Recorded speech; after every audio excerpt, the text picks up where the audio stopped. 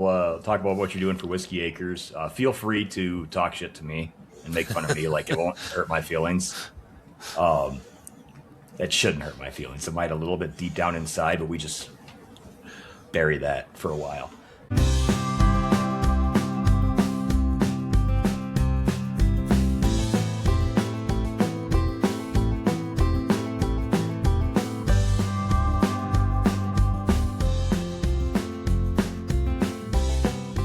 Podcast about bourbon and the ones who drink it. This is Bourbon Matters. Welcome to Bourbon Matters. I'm Dan. And I'm Gold Eagle Jake. Unfortunately, Jake R., or fortunately, Jake R. is not with us today. Instead, we've replaced him for the day with Pat Brophy, who is in a year-long run now at Whiskey Acres. Pat, welcome to the podcast, first of all. Hey, thanks for having me, guys. Appreciate it. Secondly, do you want to kind of give us a rundown of kind of where you come from, what led you to Whiskey Acres, and then kind of give us some updates on what's been going on at Whiskey Acres, because I don't have all the inside information like I used to. Yeah, for sure. So I've been in the liquor industry in the Chicagoland area for close to 20 years. The vast majority of that time, I was a specialty spirits and beer buyer for a small regional chain. Starts with a B. We may have heard of it before, Binny's Beverage Depot. So I did all things. I did purchasing, marketing, staff education, among other things there. One of my main responsibilities was I kind of did all their barrel picks for many years. Anyway, I've been with Whiskey Acres. The guy that most people are jealous of. Yeah, it's you tell people you do something like that, and the first thing is, oh, do you need a helper? Oh, do you need an assistant? Oh, I'd love that job. And it's I've tasted a lot of whiskey and spit all of it out, and I've seen a lot of distilleries, and it's very cool. But I made a job change because I was traveling a bit too much with my last role, and I wanted to be closer to home, spend a little more time with my kids. And so left that job, ended up after a little bit at my local friendly neighborhood distillery here, Whiskey Acres in DeKalb, Illinois. I live in the St. Charles area. And so I've been there a little over a year now, and I'm kind of running all things sales and distribution there. But, typical to me, if anybody knows me, I kind of tend to get involved in a lot of different things. So broadly, that's more commercial development now for our small farm distillery in DeKalb. So, I've tasted random old barrels of random corns and then managed to bully the farm side of the business into growing corns they didn't think they were going to grow again, things like that. But broadly, I'm, in theory, I'm bashing the skulls of our local distributor partners and trying to grow sales here for our small brand. Distributors, the best people in the world. The hardest working people in the alcohol that's business. good to see. I don't know what you're talking about. As I was kind of on my... That's right. Hardest working, or they make the most money by doing the least amount of work. One of the two. Yep. No, we all love distributors. We're not making fun of them at all, any shape, form, or fashion. Yeah, so as I was kind of on my way out, you were getting started, so we didn't get to work too much together. I tried to set you up with some spreadsheets for success. Spreadsheets for success has got to be your own personal slogan at this point. It basically all of our listeners know about Dan's spreadsheets at this point. Oh, it's crazy. You can't communicate with modern human beings, but holy shit, get a spreadsheet to this guy. Oh man, give me a formula. Give me a sweet formula. No, their parting gift to me was a ugly Christmas sweater of Microsoft Excel, and I wore it down there when I came back in December, proudly. So, so Pat, you kind of mentioned on it. Obviously, it's been a rougher time in the liquor industry, basically, unless you're THC or ready-to-drink products. Sales numbers haven't been looking good. How has Whiskey Acres been doing over the past year? Whiskey Acres has been killing it. And a big part of that is we have some team in place that's paying a little more attention to it now. But really, it's I kind of view this as a broader trend of it is the time for authenticity and transparency to shine in the whiskey business, honestly. And we're coming Amen. down from this glut of non-distiller producers that were pushing $80 plus 4-year-old and less whiskeys out on people. And for a company like Whiskey Acres that's 100% estate production, and we are only distilling what we grow, and we're distilling everything on site and doing everything else on site.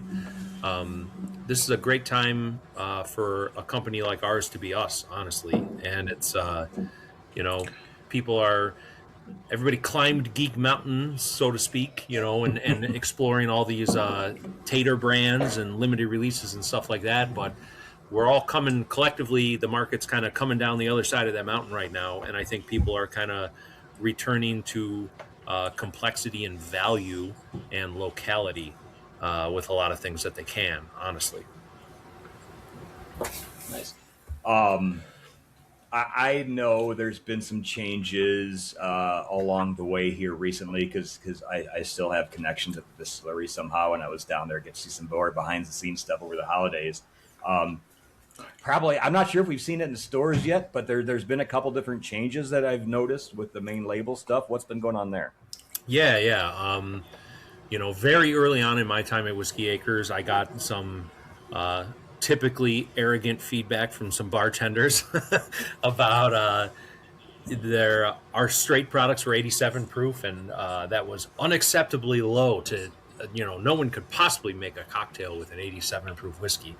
But if I may agree or disagree, but it doesn't matter what I think. It matters what our customers think, right?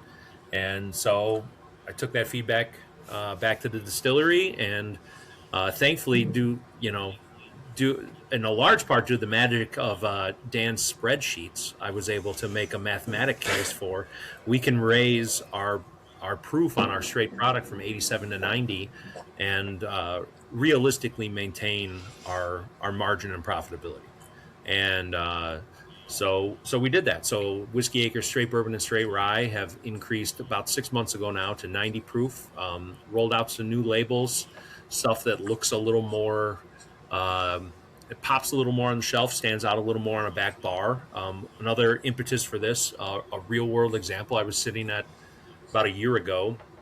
I was sitting at the bar at Longman and Eagle with a friend of mine, and she and I were sitting there having some good beers, having some whiskeys. Whiskey Acres was on special at Longman and Eagle that night, and the straight bourbon was on special. It was on the back bar in the middle shelf, in the front of the shelf, directly in front of me on that back bar, and I couldn't find it. And I knew what I was looking for.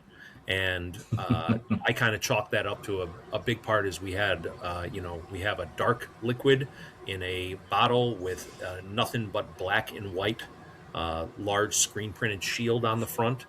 And it was just, Longman and Eagle is on the extreme end of dark whiskey bar, when you're sitting in there.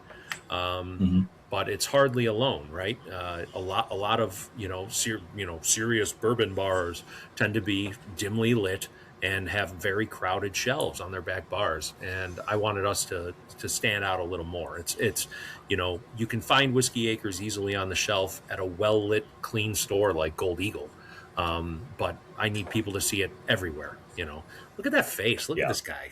That was a smooth plug right there. That was beautiful. Yeah. That's right. No, that's cool. Right. I think those are great changes for the brand. I also think it's funny how these people, some of these bartenders would poo-poo an 86, 87 proof whiskey and be like, oh, 90 is fine. When most of us, even a lot of pretty experienced whiskey drinkers that aren't, like what would like a wine sommelier level, but like when we're at the Gold Eagle blind tastings, a lot of us have pretty good palates, and if we're in 5 proof points, we consider it a win. And yeah in a cocktail, it's got to be a 90 or above. Right. And it's, that also just, go ahead, Jake. that's also showing how much the industry has changed in the last 5 to 7 years. 10 years ago, 15 years ago, 80 proof is perfectly acceptable. And people's palates have just developed and they want more.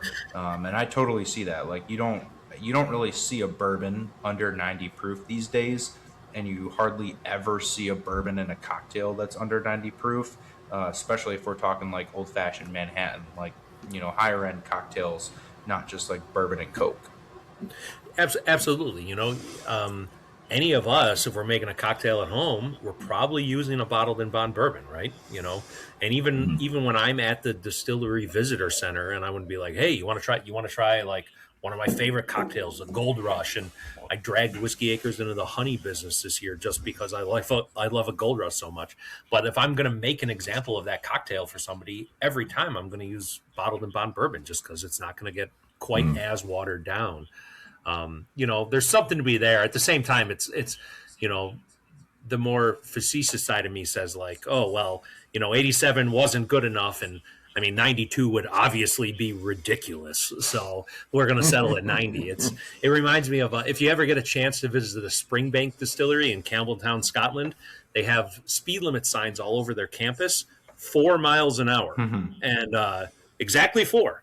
And it's just, because 3 is just going to slow business down too much, and 5 is obviously ridiculous, right?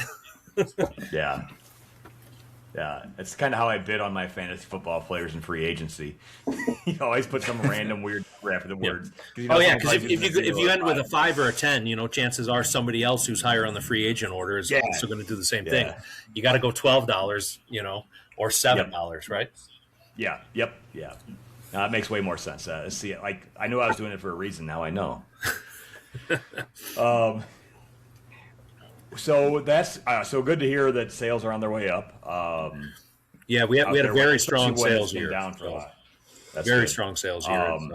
Something we're quite proud of, and you're not going to talk to a lot of brown spirits manufacturers that are up 20% in a market like this, and Whiskey Acres has grown like a weed. Pat, are you guys seeing sales rise across all of your markets, predominantly in the Illinois market? I'm curious how the local factor plays a role into that. Yeah, I mean, Illinois had a stronger increase. We're really only in Illinois, Nebraska, and a little bit in Indiana. We had a sales increase in Nebraska this year, but the base is very small. So from a statistical point, I wouldn't say it's particularly relevant. But Illinois, at some point, Jake, maybe I should come up and see you at the store there and kind of show you the reporting tools. That another thing I've kind of brought on board for Whiskey Acres is a pretty robust data platform that our distributor reports to sales-wise every single day. So we can pinpoint more of this data. So every single day I'm getting real-time data for sales to various channels, so to speak, in the liquor industry, whether that's concessions, hotels, off-premise retailers, on-premise retailers. On-premise, we can break that down by like pub or sports bar. And then, the data is only as good as how those liquor licenses are categorized and channeled. But we can look at this. I can break it down by distributor sales routes and counties even, and all this other stuff. So, our growth isn't as strong out by us just because it's a more mature market, right? But where we're seeing a lot of growth is kind of areas we didn't pay a lot of attention to before, like up by Gold Eagle, Lake County, Illinois, has been a huge growth driver for Whiskey Acres this past year. Part of it just because we've got some bodies in the market paying attention to it, right? Mm-hmm. Yeah, that's the biggest thing too. Mm-hmm. But another thing that I've noticed that I think has probably helped a lot with your numbers is you guys are doing a lot more specialty releases. Sure. You came out with cigar blend. You came out with the, pardon me, I forgot the name of the wine finish that you did. There's Vineyards. Maple casks. Dunn Vineyards Cabernet blend.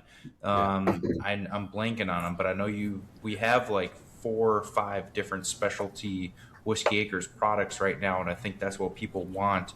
the people who already love Whiskey Acres can't just drink the now 90 proof all the time. They want something a little bit different each time they go and grab for a bottle. So kudos to you guys for that, because that's something I notice with our customers a lot, is a lot of them are brand loyal and distillery loyal, and they're itching for the next release to come out from their distilleries that they like. For sure, it's giving people something new. I'm actually drinking the cigar blend right now, and it's, I try. It's a fine line you got to walk, right? Because if we overload a place like Gold Eagle, or your friendly local superstore with a B, like all of a sudden somebody walks in and they see 9 or 10 SKUs of Whiskey Acres, and then it's just like, then you kind of, as a customer, I feel you kind of step back a bit and be like, oh, that's kind of like, this guy's just kind of barfing a bunch of stuff out onto the market, a la 2012 Pipeworks or something. Not to throw shade at Pipeworks. I love their beer and I love them, but like there was a point at one time, in my time at Vinny's, we had 20 something SKUs of Pipeworks on the shelf at one store, and it's just like, that's not healthy, and that's not the way you grow a brand, right? So I'm trying to give people some of these limited releases, new offerings, innovation. If you work for a publicly traded company like Brown-Forman, I suppose you got to call it. But I try to space those things out every 12 weeks or so is the hope. And I'd like a place like Gold Eagle to get a case or two, get them in, sold to the fans, and then in a perfect world, you're running out of one at the time the next one's coming in, right? Absolutely. I mean, we do like to kind of have multiple of those available, especially because one of my biggest pet peeves is people are always asking for the release that just came and went. Yeah, I mean, it helps that you guys are good partners with shipping too. The shipping. I would assume every listener knows that you guys ship pretty much almost everywhere at this point. But right, listeners, if you not Utah, Pat, not Utah. Yeah, live in a state where they let women vote, and maybe you can get liquor shipped to you. I think they can here. I totally agree, Pat. I do think, you got to find that balance of not oversaturating the market, but you got to also give the fans what they want, which is something new and something different. And I think you guys are doing a really good job of that right now, and that's adding to the success of the brand. Good. I appreciate that. We got we actually, in our annual kind of meeting, which we finally realized this year, maybe a healthy business decision is a quarterly meeting instead of an annual meeting. Got 2 thumbs up from this guy. Instead of waiting for like a 7-hour meeting once a year, maybe we should meet for an hour and a half every couple of months. But we finalized our 2026 release schedule, and we have a lot of interesting stuff coming this year. We've got our next big thing will be the return of the maple syrup cask.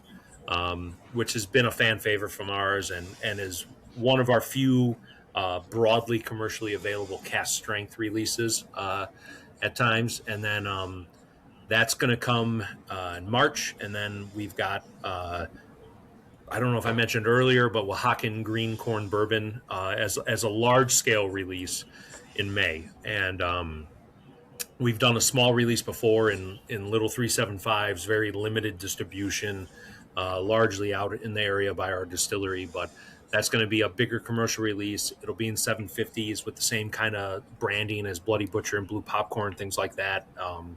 Actually, tomorrow, our distiller Rob and I got to finalize tasting notes for the back of the label for that, because those labels are ready to hit print at the printer as soon as we finalize the language. And hot corn tortilla. Yeah, kind of. It's even a year ago, Dan, when I tasted it, the kind of narrative was, Oaxacan green corn gives a little spicier character. But as the liquid that we're going to be releasing this May, as this has gotten closer to like 6 years old over the last couple months, it's developed a pretty pronounced sweetness. And I don't know. Rob was going to bring in a bunch of barrels and pull samples and kind of let them warm up. So I can report back tomorrow what I actually think of it now. But send one this way too. Sure. I can't send it through Jake since he won't ship to Utah like a coward. But I'll throw collectible olive oils in the United States Postal Service all day. Yep. I always use UPS just because it's not federal, but that's. I'm not. For my olive oil. Yeah. Keep the government out of your olive oil business for sure. Yeah. So we have Oaxacan corn, and then we'll have another cigar blend coming, which the idea with our cigar blend, arguably our most talked about thing this past year, for as much as we all love blue popcorn and stuff, the cigar blend got most people talking. And we've got a different batch of cooperage on this coming year. We're keeping the PX Sherry as the foundation, but we actually have 3 different types of port that we've had filled for a bit now. We've got Ruby and Tawny, but also the ever elusive white port, which is a favorite of mine.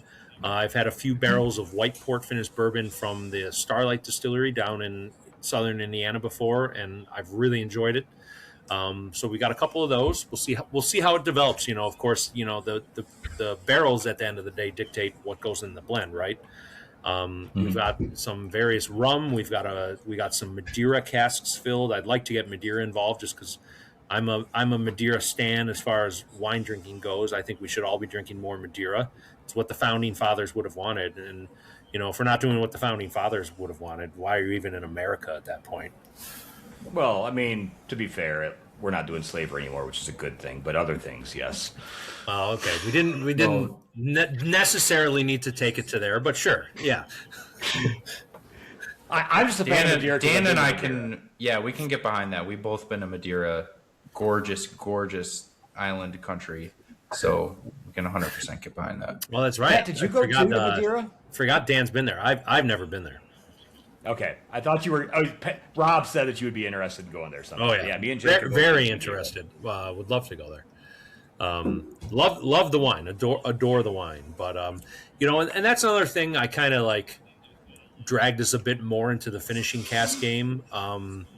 And Whiskey Acres is never going to be the finishing barrel company, right? It takes away a little too much from our terroir-driven, estate-driven approach. But in my opinion, and from my experience, and I think Jake would probably agree, from a single barrel standpoint, from a retailer standpoint, just a cask strength single barrel of bourbon doesn't move the needle a lot now. It doesn't get retailers excited. It doesn't get customers as excited. I wanted some options for that. And, the single barrel market's down, and I'm not trying to buck that trend or anything. But for the people who do want single barrels, I just want to give them some more interesting options. So we've been selective and targeted in what we've got. We've got some Laird's Apple Brandy barrels right now. And, Jake, I think that's one, next time you come out, you ought to look at. Absolutely. We've got some bourbon and some rye and some Laird's Apple Brandy barrels. And some rye and some apple brandy. Dude, the rye. I will say one of my favorite.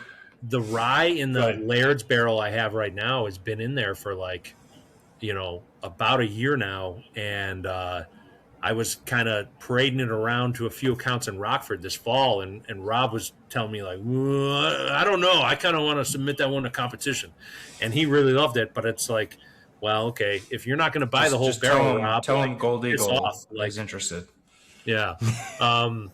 But it's something you might want to look at. Now the flip side of that coin, of course, is that you're going to get a lot more cases out of a finishing barrel because you're buying a 5 or 6 year old bourbon that got essentially topped off, right?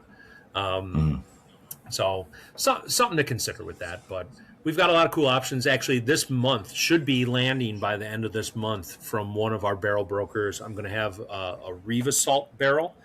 If you're not familiar, Riva Salt's a Mediterranean coast French fortified wine. It produced in a porter sherry style, but a very small appellation, very intense flavor profile. One of those nerdy Madeira adjacent fortified wines that doesn't get talked about enough, in my opinion. And we've also got an apricot brandy barrel coming in this month that is guaranteed freshly dumped. So we'll see how that lands, but as Dan probably knows, one of our Whiskey Acres owners has a really soft spot, a sweet tooth for the barrel craft spirits. What's their one with the apricot? Seagrass rye. Seagrass, yeah. And Yeah. so we're Love me definitely some going to put some Seagrass. rye in that apricot brandy barrel. We'll see how that goes, but they're not cheap, and a lot of them, I believe, a lot of the apricot brandy barrels come out of Ukraine too. So it's like especially hard to get these days. Yeah. But we're trying. I'm dragging this distillery into some new territory, kicking and screaming at times, I suppose. Yeah. Yeah. Couple things. The Oaxacan, is that going to be the first specialty grain fully officially released at 5 years aged statement? Yeah. I believe all that Oaxacan turned 5, maybe a month or so ago. So it's gonna be closer to 5.5 when it comes out. We try to get any of those specialty grains. The idea here is if you're going to Gold Eagle and you're paying between $60 and $70 for it, that you're getting minimum 5-year product, and I think that's fair. We're pretty reasonable and straightforward with our expectations with the age statement with that. For example, this past year's release of Blue Popcorn was a blend of 4-year-old barrels and 7-year-old barrels. So the label still says aged 4 years, but in reality it was older liquid. But Dan, Rob. I mean, he takes the Scots Irish approach to this, where I make blending components and I create blends and that's great, and it gives us a lot of flexibility as a distillery, and it gives him a lot of flexibility to create some really beautiful liquid. But it does mean we have to rely on the youngest barrel as our legally required minimum age statement, right? But the idea is that an artisan series from Whiskey Acres, whether that's popcorn or Oaxacan or glass gem or something else, is going to be at least 5 years old, is the hope. Yeah. I love Rob. I don't miss working with an artist at the times, because there's an artist and then there's a guy that does spreadsheets, and there's a world of difference between the two people. Other things, I don't know if it'll be coming out this year or how long you plan to keep it. I think we filled them before I left, and it kind of goes into the barrel pick and even relates to Gold Eagle. I know last time I walked through the warehouse, I saw toasted barrels again. Oh, that's interesting. They're in, Rob and I tasted them recently, and I think they're in kind of an awkward teenage spot right now. So, the way Rob and I have kind of approached it is those barrels were absolutely humming when they were in the toasted barrels for less than 12 months. And then they kind of got to this point where they're a little too leaning toward the lean wood character. And Rob is convinced that once they've been in those toasted barrels for, I think he said more than like 16 months, it kind of comes back around to that like fat, slutty, for lack of a better word, lactone kind of profile, where it just gets that real rich kind of milk chocolate coconut kind of thing going on. So we are monitoring those. It's one of those things where certainly Still off a ways, yeah. Yeah, but if the right strategic partner, wink wink nod nod, Senor Jake, were to come and taste one and wanted one, that's something we'll make happen. I kind of maybe missed it. How long did you say they've been in the toasted barrel? I want to say they've been in the toasted barrel for around like 13 or 14 months right now. So which is super interesting, because Dan, the toasted barrel that we did wasn't in there for 3 years. It was two or three years. Yeah, I thought it was in there for a long time. And yeah, it was shy of story. It was 7 years, 7 months if you counted the entire time in wood when we dumped it. Oh, wow. Yeah, so Pat, I don't know if you know the story, but we actually tasted it, and it was super high proof. It was like 128 proof at barrel strength. 132. Wow, 132. And we wanted to love it, and we didn't. It just tasted like a little burnt tire, a little hot, and decided to pass on it. And then a month or two later, we came back to it because we had tried the Whiskey Acres 7-year at barrel strength, and then we tried the Whiskey Acres 7-year at 107 proof and decided this is so much better at 107 proof. So thanks to this podcast, we went back to that toasted barrel and said, what if we tried that proof down at different proof points? And we did an episode where we tasted it blind at 5 different proof points. Absolutely loved it at 109 proof. It was like a totally different barrel. So proofing it down that much just made it an incredible whiskey. And we ended up selling out of that barrel within like the first 2 weeks of getting it. Dude, that's music to my ears. And that's, something, it's two sides of the same coin. Cause the retailer side of me for years really promoted, like, when we do barrel picks, we want them barrel strength because I want to sell you whiskey. I don't want to sell you water.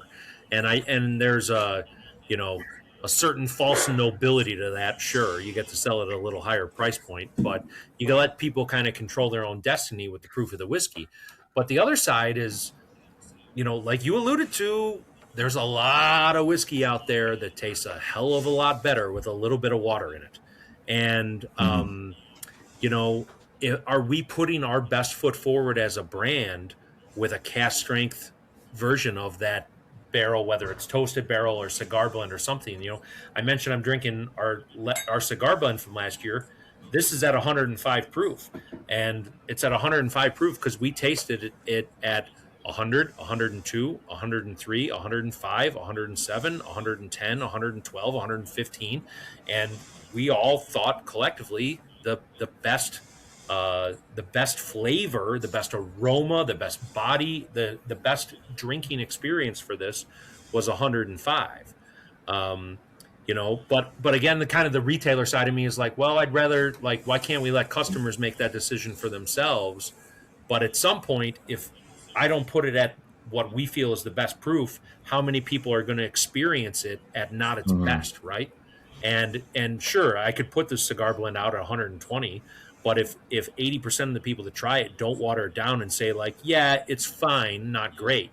Whereas if I put it out at 105 proof and 80% of the people that try it are like, holy shit, that's great. It's better that we proof it down a little bit and keep the price down, I think. I'm kind of curious on your guys' Yeah, 100%.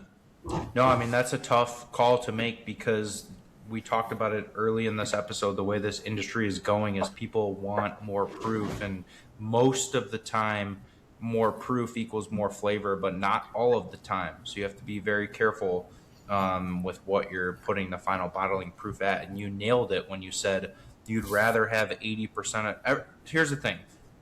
For barrel picks, I always like to do them at barrel strength because, yes, you're letting the customer choose their proof. But everybody who buys a bottle is going to first try it neat. And if they don't love it, they're going to add water, and then they're going to add ice. So you need that first taste to be your best thing that you're putting out for the majority of people. I agree. And it's crazy. I've always, like, when I was there, I always thought our stuff tasted best 105 to 110. The 7 years my favorite stuff that we release. But I've always thought around that 105, 110, and it was crazy that when we opened that sheet and saw it was 109. I'm like, that's right in my wheelhouse of where I think the stuff should be. So. Speaking on that 7-year, Dan, I'm kind of curious to hear your guys' feedback at some point on this because, 7-year as a release from Whiskey Acres has several years of maturity behind it at this point, right? Like, it got out there, it was limited release, and there was more, and it was still limited release, and then it got the Fred Minnick top 100 spot, and it sold really well. And then this past year, it sold well, but we've got a lot of it. And our distributor, quote unquote, partner still has a good chunk of it. And the kind of luster has faded a bit. And, to the point where I'm going to bottle, a decent chunk less of it this year, I think, just because it's not, part of it is Cigar Blend kind of stole its thunder in those summer releases. We had a honey barrel come out at the distillery over the summer that kind of stole some of that thunder. But I'm kind of, I don't know what to do with it, and Yeah. maybe it's time we raise the proof on it, or maybe it's time we turn a lot of our single barrel program into maybe some barrel strength 7 year. We're at a point as a distillery we have a lot more of that 6, 7, and 8 year old liquid, and the longer I sit on it and don't include it in some core product, we're just losing money on it at this point because so much is going to get lost to evaporation. Yeah. But I do you got think some good feedback 107 proof for that. is it? I don't know. It by no means is it a flop or anything. It's just like compared to the last couple of years, 7 year, didn't have the pull through that it had before. And maybe that's us maturing as a brand, and people are realizing that there's certain other whiskey acres things they look forward to more. So you save a little bit of the dough because popcorn's coming out or whatever else. I don't know. I'm kind of, I think not that I expect an answer from you guys on the spot on something like that, but it's something I'm thinking about and I'm looking for answers to. I mean, from a It's a good thing too, Jake. Before you answer ahead. too, Yeah. also perfect thing. If you guys are listening and you've been a fan of the Whiskey Acres line and been drinking the 107 year, drop your comments down below as well too. We'll pass that on sure. to Pat and the team over at Whiskey Acres. Yeah, smash Go ahead, that Jake. like button, fam. Ring that bell! Ring that bell! I think this is a true like multi-layer, multi-day, multi-week question, and it really comes down to you guys at Whiskey Acres, and seeing what you and Rob think of the taste here, because I think you said it yourself. Single barrel sales are down a little bit. What can we do to boost that? And this is not just Whiskey Acres. This is across the industry. People want age statements. We know that, age doesn't really mean it's better, but people want age statements. So I think if you came out with some 7-year single barrel picks, that would be incredible, and people would, turn their heads. But would that take away from the ultimate flavor of the 7-year you're putting out if you used some of those better barrels for picks rather than in the blend?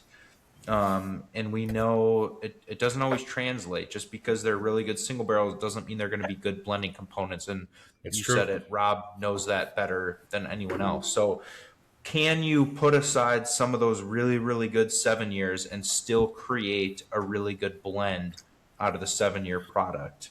Now, I think the other part of that is, what if you did a small batch cask strength 7-year release and also did a main 107 proof release, kind of Interesting. like what Torabeg is doing in the Scotch world?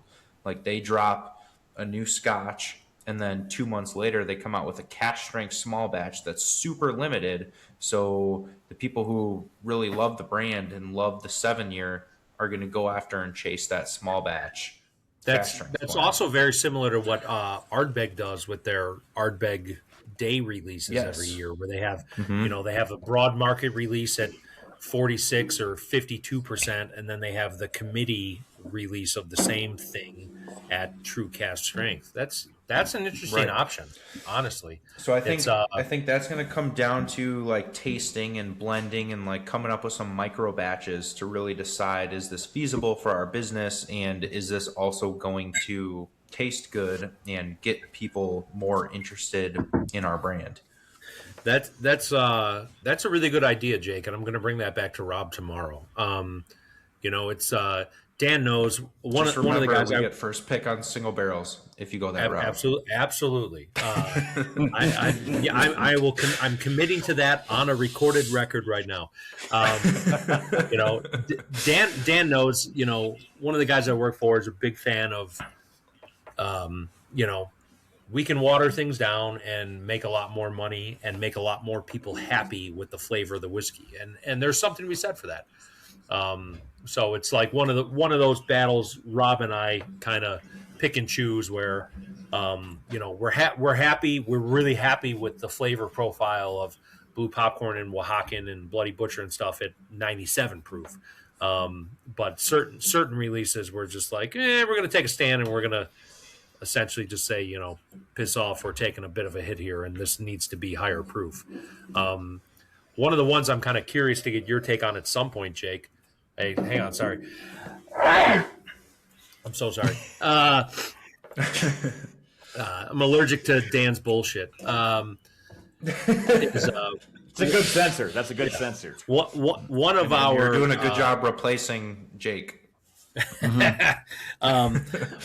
One of our upcoming limited releases this year that we haven't released before, we've had a couple single barrels go out, or halves of single barrels go out this year, is this summer. It will have been 6 years ago. We made some 4-grain bourbon, and Dan would have been there for that, right?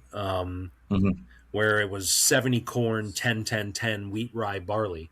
And I thought we had, half a dozen or something in these barrels. We got 27 of these barrels. So we're getting a label made up for it, and it's going to be a pretty large scale release in early fall this year. And one of the things we're doing is we're kind of debating the proof on it right now. The profitability side of me is saying, like, well, just make it bottled in bond, and then we can just put a sticker on the standard bottled in bond bottles. We don't got to pay for a whole new label design or anything like that. But it's probably something we're going to keep doing going forward. But typical Rob, Dan knows, he's just wants to like blend 2 different mash bills going forward. It gives me a lot more flexibility and blah, blah, blah, blah, blah. And, but it's great that we have all these barrels now. But I think what we're probably going to end up something closer to 105 proof, like Cigar Blend and Dunn Vineyards and stuff. And that could be an option for some cast strength single barrels as well. But that's a release I'm really looking forward to, because by the time that's bottled and released, it's over 6 years old. And again, it's going to have that Whiskey Acres nice price guarantee where it's not going to be above, $69.99 MSRP or so. Of course, I'm not going to tell Jake what he can and can't make. Yeah. No, on the 7-year side, like the 7-year out of the straight bourbons, the straight bourbon, the bib bourbon, and the 7-year, like 7-year all day. Yeah. When the first time we blended that, I was in love with it. The second year, I thought it was the best whiskey I'd tasted. Like, a lot of our fans are going to say it's the Blue Popcorn or the Bloody Butcher or some of the other stuff we've done. I've stood behind the 7 years, my favorite. I think it's also one of the things like Knob Creek. Like Knob Creek 12-year used to be the big thing. And now you see Knob Creek 12 sit because they know 15 and 21 is coming, or 15, 18 or 21 is going to come out. Yeah. So I think it's part of that. It's like, well, we know, how many more, another year or two, we're going to have Whiskey Acres 10-year barrels out. Now that's, I've said the other side of the coin a few times now. A coin can only have so many sides, I suppose. But that is the other part of this equation is we're, 2 years away from probably 7 years, just a 10-year annual limited release. And, personally, I feel that's probably about as old as Whiskey Acres should get. As soon as a Whiskey Acres product tastes more like wood than what we grew, we've kind of lost our messaging in this whole this is an agricultural product thing, right? And even as it stands now with the 7-year, when I present it to people, I tell people this is our most traditional tasting bourbon in the sense that this is our most wood dominant product, right? For as good as Whiskey Acres Bottled in Bondage, which is a 6-year-old product right now, it's still a corn forward product, and it's and we're proud of that, and because this is an agricultural product first and foremost. But that's also kind of the reason that for the real bourbon purists, they've yet to find something from Whiskey Acres I think that they truly fall in love with, because real bourbon purists are in love with wood, and they're not that there's anything wrong with that, but it's just that's the flavor profile that you're going for, right? I don't know. I'm kind of curious what you guys think of that.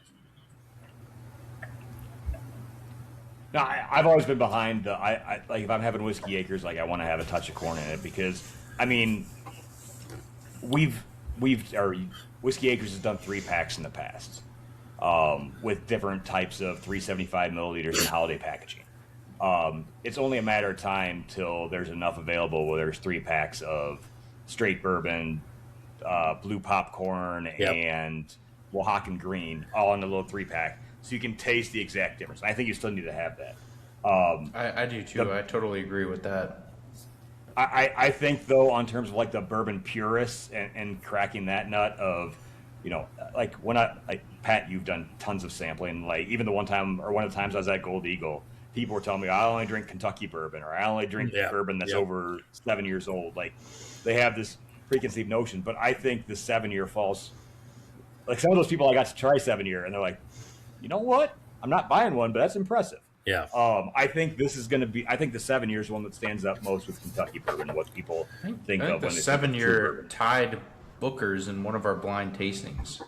Wow. Yeah. Either like tied or took down Booker's in one of our blind tastings. That's It took down. It beat. It did. Yeah, it did took down Booker's. Is in it- one of our it was blind that- tastings. my and then- cold, shriveled heart. I'll tell you that. Yeah. Yeah, and I mean, it is something to be said that it's 107 proof versus 124, but a lot of the Booker's batches do taste hot, and you do get a ton of that corn and like nuttiness. And I think the Whiskey Acres does drink a little above the 107 proof, but like flavor to flavor, side by side, the Whiskey Acres took down a batch of Booker's, and I think Well, it was definitely and then- saying a ton. It lost to full proof by 1 or 2 votes in a blind at your store too. One of the big blinds. I think that was like one of the bracket blinds barrel- that we did. Yeah. I was there for that one. Interesting. It's But Booker's to me has always had that kind of classic beam roast peanut character to it. And it's funny you mentioned Booker's because a couple times over this past year, I've tasted a few batches and bottlings of stuff we've done, and I can't get past a roast peanut character, and it bugs me because like I don't think of that when I think of Whiskey Acres, but it's I don't know what the chemical relation is between like that peanut character and corn, but there's obviously something there. I'm not water. The water is the same match as Bardstown. Did you know that, Pat? Of course, I knew that. The way if you ever come to the distillery and you get a Pat Brophy tour, you got first of all a tour with a liberal use of 4-letter words, which is the best kind of tour, first and foremost. But I also talk about how our water is nearly chemically identical to Bardstown, Kentucky, and it sounds romantic and we're all contractually obligated to say the word limestone when we're talking about water with bourbon production. But the reality is this entire area of North America stretching from, Manitoba and Saskatchewan in Canada all the way down to Kentucky and Tennessee, this entire part of the central North American continent was an inland sea back in, forgive my lack of paleontology knowledge, but Mesozoic, Paleozoic, whatever, and there's mosasaurs swimming around and shit, and all of this inland sea became what is limestone. And so it's nice that we can say we're on a limestone aquifer, but the truth of the matter is we're on the exact same damn limestone aquifer. It extends from Minnesota, Illinois, etc., all the way down to Kentucky. We're pulling water from the same aquifer. Aquifers aren't hyper local to our 4-acre farmstead behind Jim Walter's house. Like this is what Central North America is. Yeah. No, that's awesome. Also, I forgot about it earlier, but you referred to the word whiskey and slutty, and now I kind of realize I like slutty whiskey. So it's who doesn't, man? It's you got to provide for the masses. and Jake, I just remembered. I'm pretty sure it was barrel 595 versus Booker's that we did, and barrel 595 beat Booker's. And I'm pretty sure Was that it our was last Was that the toasted? No, that was the first one that we did. It was either our toasted barrel pick. No, I think it was the first $5.95. one. I think it was the first one. I think it was $5.95 versus. So yeah, it wasn't 107. It was like a 121 proof versus 125. Okay. What's I'm pretty sure it did. I'm pretty take sure down it was Booker's. toasted. I'm pretty sure it was toasted barrel finish versus Weller full proof that lost by like 1 or 2 votes out of 40 people. Mm-hmm. I'm pretty sure that's what it was. Forgive the is $5.95 the 15% rye barrel pick that Gold Eagle had? No, that is this $5.95 was a long time ago. That's what I thought. Okay, that's like the first pick that we did. I still have some of that barrel left or bottle left. I don't drink it that often. I say so. I mean, on the current Gold Eagle pick, which you got to be running low on at this point, I would think. We are running low, and it's crazy that there's still some left. Crazy, especially when Rob and I were there for the Bloody Butcher release. We had to have sold 20 bottles or something. It was crazy, but everyone who tries that barrel like raves about it and gives feedback and says the same thing. Like, how do you still have this? It's one of the only rye bourbons. Fun connection for that and cigar blend. The only rye mash bourbon we had ever sold was that barrel to Gold Eagle, and then in last year's cigar blend we had all these just fruit cocktail bomb barrel finishes that we were blending together, and Rob was looking to add a little complementary spice to all that fruit, and he blended in 2 barrels of the rye mash bourbon into the cigar blend of 8-year-old rye mash bourbon. Are the 2 complementary spice notes in last year's cigar blend. So, listeners, if you can find last year's cigar blend, it's a unicorn in that sense. But that rye mash bourbon has become something really sought after. We still have some, and, dude. Oh my God, listeners, go buy some. Like you're not going to be able to get this many other place. So we've got mostly because I loved it so much that I stocked up. Like whatever we could get, we took. So we've got 3. I've got a real cool thing. Obviously we're all familiar with Delilah's, a pretty serious whiskey bar in the city. So Delilah's has a 3-barrel blend of that bourbon going to them this month or next month, depending on how soon we can get the labels printed. So that's part of this weird little love triangle I have going right now between me and Delilah's and Goose Island, where Delilah's was one of the only accounts that bought single barrels of Goose Island Bourbon County Stout. He bought 2 of them. One was a Old Forester barrel. One was a Knob Creek barrel. The day those were emptied and bottled, he brought those, Mike from Delilah's, brought those empty barrels to Whiskey Acres. We had, with Mike, ahead of time, created a 3-barrel blend of rye mash Whiskey Acres, right? And so as soon as he brought them there, we filled those 2 barrels with that rye mash Whiskey Acres bourbon blend, and we bottled off the rest. And he's a complete psychopath, so his grand goal here is to sell 5 products at once. So even though his Goose Island is bottled and sitting in the back of Delilah's right now, he's waiting for the Whiskey Acres Goose Island Bourbon County Stout barrel finishes to be bottled, and he wants to sell like the Heineken Holiday 5-pack, where he's going to have 2 individual Bourbon County Stout single barrels for sale, the Whiskey Acres Control sample for sale, plus the 2 individual barrel finishes of Whiskey Acres as part of this. And that's the only other time, all this nonsense I'm talking to here, that's the only point being, that's the only other time now that you can get the Whiskey Acres bourbon with rye instead of wheat for sale, besides that stunning Gold Eagle single barrel. and even then it's not comparable because now it's barrel finished, right? By the way, who got Jake those samples to get that barrel picked?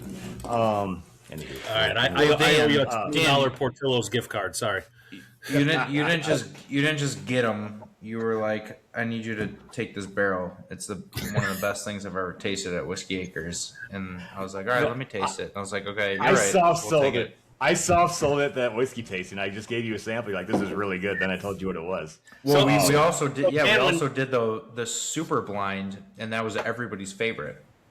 Yeah. Super blind. Dan, when you were in town last month, sadly I was not at the distillery that day, but I assume you tasted the White Dog Rob was running at the time. First of all, you said you pronounced happily wrong.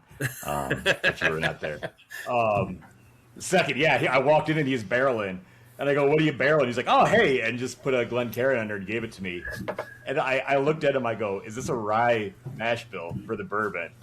And he goes, well, you can still taste White Dog pretty well. And he's like, yes, this is a high rye mash bill, which I told him I wanted to do so bad when I was there. I wanted to do it 30%. It's the. And it was phenomenal. That White Dog honestly, was phenomenal. we owe that mash bill to like your guys' enthusiasm for the previous rye mash bill. So, what we're coming off like a 2.5 month campaign right now of bourbon made with 30% rye, except the corn is our proprietary hybrid corn, and so there's a whole bunch of barrels. And it's another thing where we're going to end up with 30 barrels of this 5 or 6 years from now. But it's we're trying to listen, people, and 11 years ago when we started, wheater bourbons were all the rage, right, Jake? I mean, it's just absolutely, but I feel like lately, rye is finally, rye whiskey itself still the ugly stepsister, but rye as a flavor profile, especially for high rye bourbons, I've been hearing a lot of chatter on a lot of podcasts and a lot of Instagram influencers and that general sphere of people who I try to ignore, but I'm contractually obligated to listen to.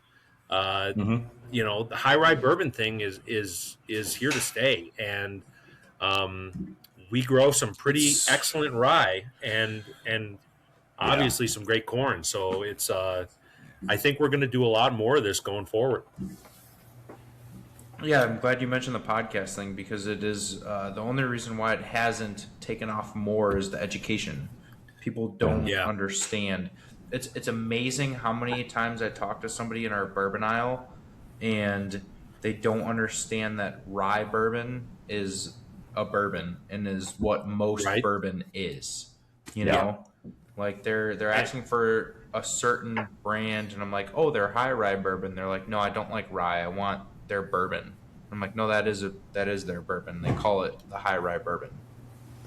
Yeah, the kind of running joke on the show is I hate rye, which I don't hate rye. I just hate most ryes. Like, I have 2 ryes on my shelf right now. And Scotch, right? You hate rye and you hate Scotch. No, I hate Scotch. It's not space side. Really, Scotch. really, it sounds like you just have a child's taste in whiskey. Pretty much, yeah. No, I have. If you want to say that, I'm going to say I have 2 ryes on my shelf right now, and one is a Michter's 10 rye, and the other one is the Whiskey Acres single barrel rye that was picked by a store that's not to be named. It starts with a B. Really? Which you probably picked yourself. So, I absolutely picked that barrel. So you can say I have a child's taste in whiskey. Just so you know, you probably picked that one. All right. All right. That's not the Tokata finish, is it? No, that's just a straight. That's an older one. Yeah, just an older straight rye. Hot rye. I love it. But I don't like rye. I don't like a lot of rye. But my favorite bourbon is a high rye bourbon. Like some of my favorite bourbons on my shelf are 25 to 33% rye right now. Yeah.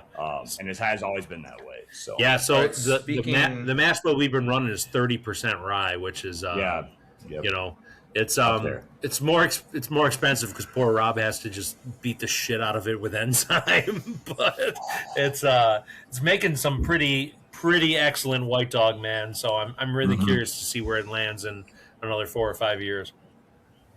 All right, speaking of rye, speaking of Rob, what is up with Rob's barrel? The 13, it's probably 13-year-old rye right now. Our oldest barrel is 10 year there. No. Well, 11 years now. 11? Yeah.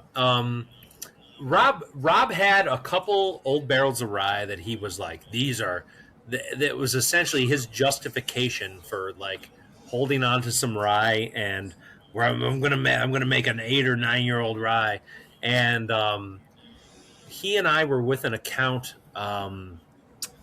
A bar down in Princeton, Illinois, called Barrel Society, and we were going through some warehouses with these guys. Probably would have been June or July, and Rob's like, just wait till we try this rye. And then he opened it up, and it was just like you heard like the cartoon sad trombone playing in Rob's head, and and he tasted. He was just like, well, this isn't like what I this this this this isn't what I tasted at all before. and it was kind of, it was a little fat and flabby, and it wasn't bad, but it wasn't like, Rob had kind of hyped it up as like, this is like the greatest shit we've ever made, and So absolutely, it was not that. So I don't, maybe it was the time of year, I don't know. Well, it's interesting, and like I only bring it up to just like put pressure on, and because we haven't talked about it in a couple years. But when Dan came to do his super blind at our store, where he just poured 8 Whiskey Acres barrels that have never been released, totally blind, there was the oldest rye that you guys have that you're sitting on. Yeah, we did. It was an 8-year rye at the time. So okay, so it was an 8-year rye at the time. So that was 2-3 years ago. So it's probably 10 or 11 at this point. And everybody at the tasting raved about it, loved about it. I still get people asking me where that barrel is, and Rob was like, no, that's my baby, like I'm holding on to it, and that's my barrel, we'll never sell it. I'm just curious if that is the same barrel that he brought to Barrel Society, and that's what that it has to be the same barrel we dipped into, I would think. I'll have to. I wish I had a better answer for you. I'll have to ask him tomorrow. I'm going to be back at Barrel Society next week, doing like an event for them on a Wednesday night. So if I can pull that barrel, I will. Rob is. We are still probably going to do an 8 or 9 year old age stated rye, depending on how clogged up the 3rd and 4th quarter release schedule gets this year, potentially this year. So we've our rye, from what we've seen, and I think Dan would probably agree, matures beautifully. And some of our older rye barrels are they're just gorgeous, and it's like one of those things where it's, I don't want to hitch my wagon to any rye nowadays. I don't know what you see, Jake, but like what I saw in my previous employer, rye was not swirling the drain, but rye was in a bit of a free fall before I left. And I'm seeing a slight comeback, and maybe that's because we're doing rye January right now at the store. So we're doing 12% off all rye whiskeys, and $1 pours of half-ounce store pick rye at the bar. But like we're having a booming month with rye. And I think it's opening people's eyes to what is out there with rye whiskey. I don't know. I think it's been great to hear. It's for the last year or two. I think we're seeing a very slight comeback at our store.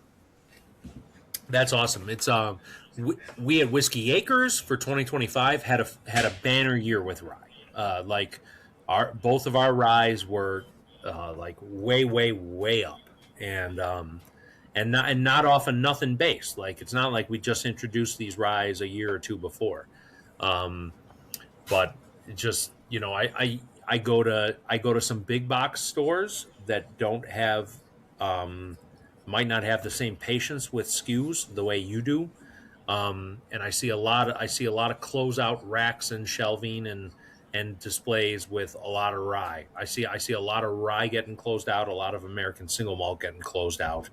And there seems to be just a tighter leash with rye right now.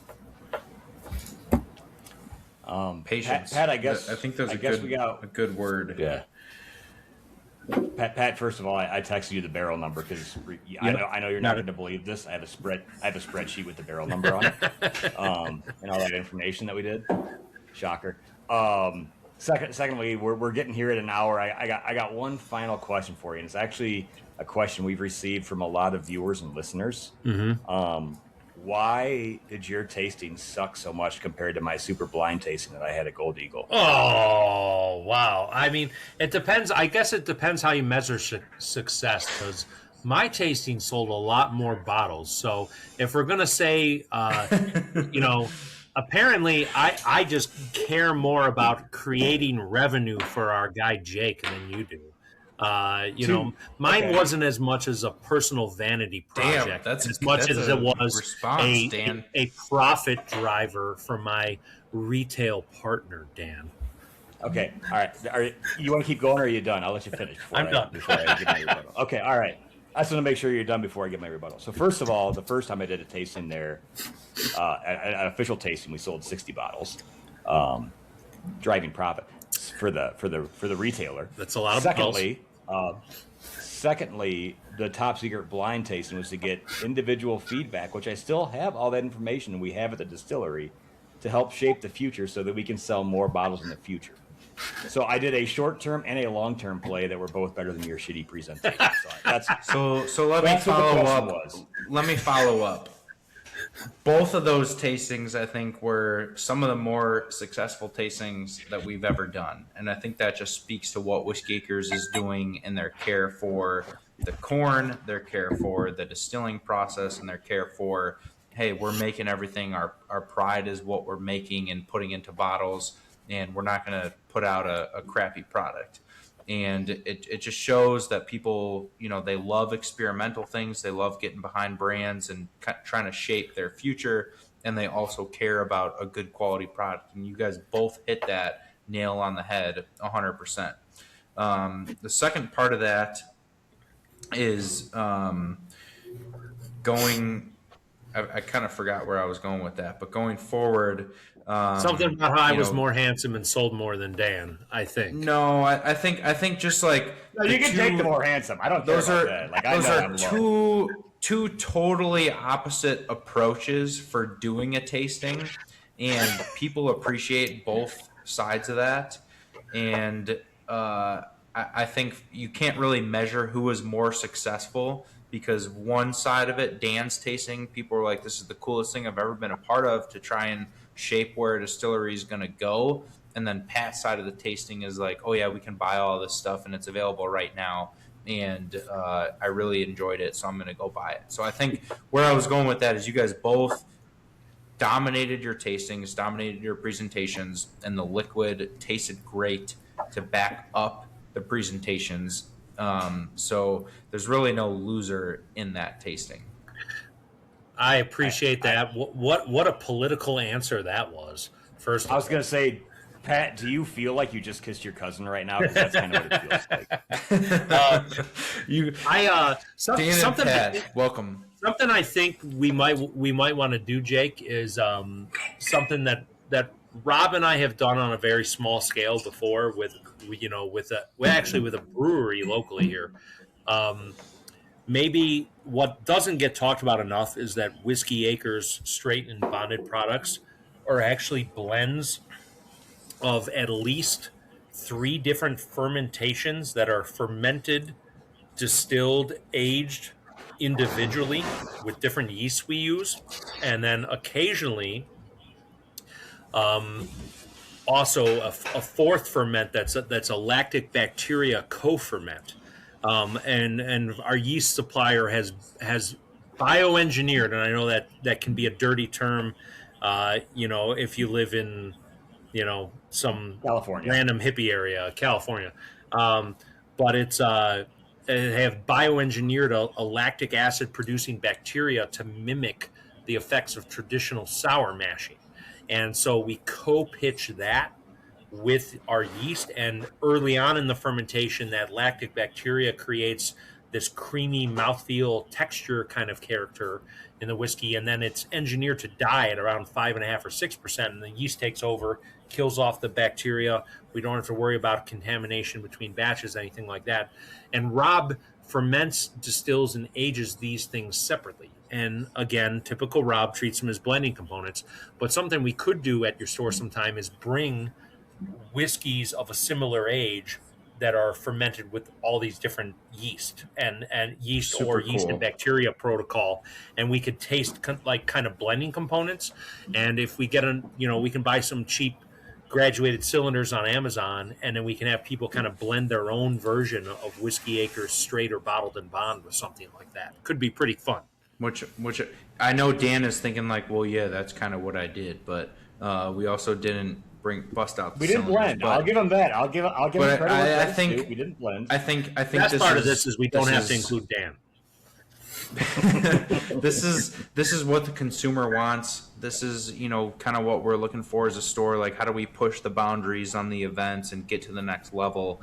And I think consumers are more knowledgeable than ever. They're more adaptive to what's going on behind the scenes, and I think something like this is just going to bring more awareness and excitement to the brand. And we got to get a date for this tasting and get it going. But this also brings me to. Of course, there's going to be a coupon code getting dropped on this episode. We've talked so much good about Whiskey Acres, and I was just looking through our inventory while you guys were chatting.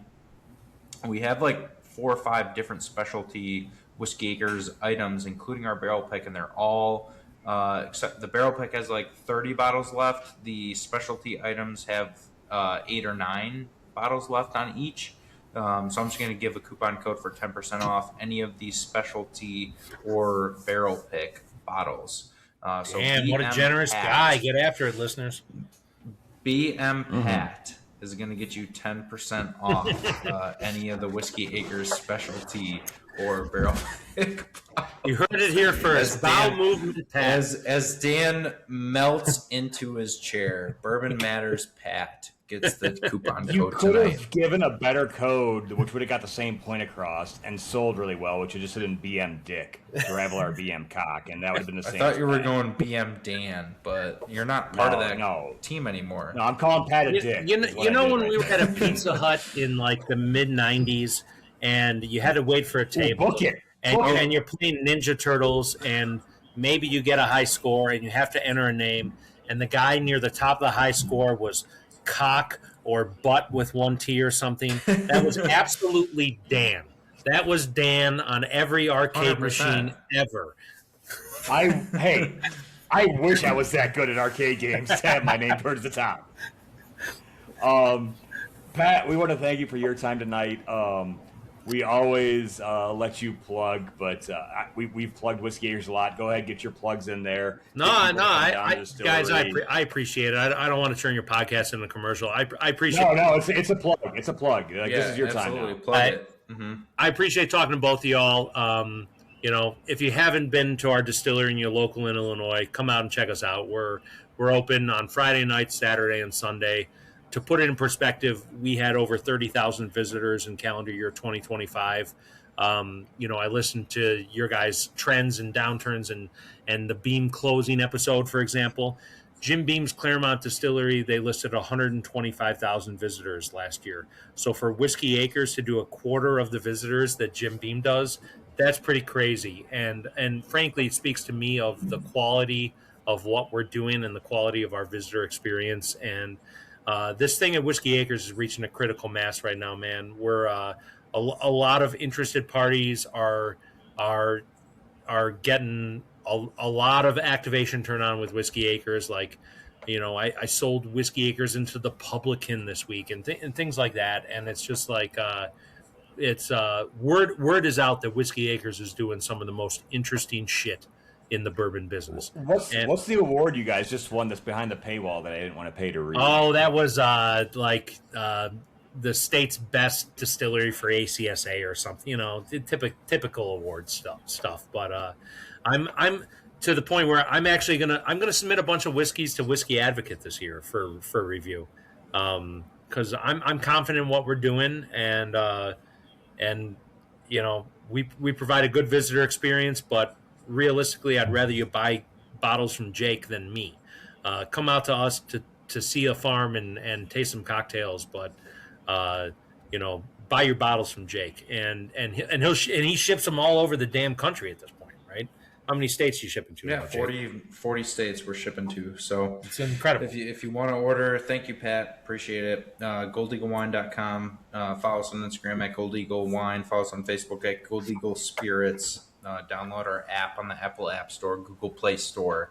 You can see our whole inventory. Use the BM Pat coupon code to get 10% off any Whiskey Acres specialty items. Which is basically anything but the straight bourbon, straight rye, bib bourbon, bib rye, correct?